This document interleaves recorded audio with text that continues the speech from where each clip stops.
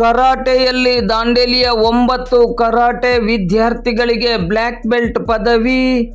Karate ತರಬೇತುದಾರರಾದ Yakub Sheikh ಅವರಿಗೆ 5ನೇ black belt ಪದವಿಯ ಗೌರವ.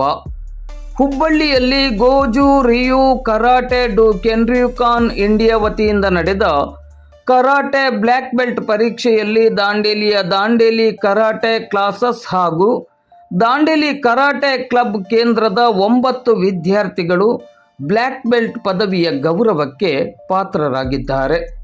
ದಾಂಡೇಲಿಯ ಕರಾಟೆ ತರಬೇತುದಾರರು ಹಾಗೂ ಸಾಹಸಿ ಯುವಕ ಯಾಕೂಬ್ ಎಸ್ ಶೇಖ್ ಅವರು 5ನೇ ಬ್ಲ್ಯಾಕ್ ಬೆಲ್ಟ್ ಪದವಿಗೆ ಭಾಜನರಾಗಿ ದಾಂಡೇಲಿಗೆ ಕೀರ್ತಿಯನ್ನು ತಂದಿದ್ದಾರೆ.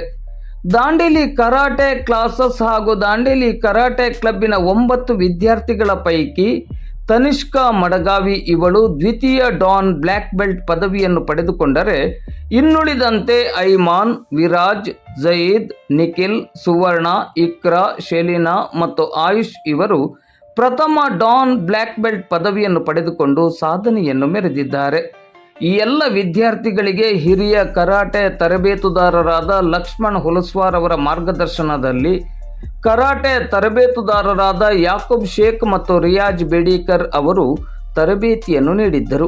ಸಾಧನೆ ಮೆರೆದ ಕರಾಟೆ ವಿದ್ಯಾರ್ಥಿಗಳಿಗೆ ಹಾಗೂ ದಾಂಡೇಲಿಗೆ ಕೀರ್ತಿಯನ್ನು ತಂದ ಕರಾಟೆ ತರಬೇತುದಾರರಾದ ಯಾಕೂಬ್ ಎಸ್ ಶೇಖ್ ಅವರಿಗೆ ನಗರದ ಗಣ್ಯರನೇಕರು ಅಭಿನಂದನೆಗಳನ್ನು ಸಲ್ಲಿಸಿದ್ದಾರೆ.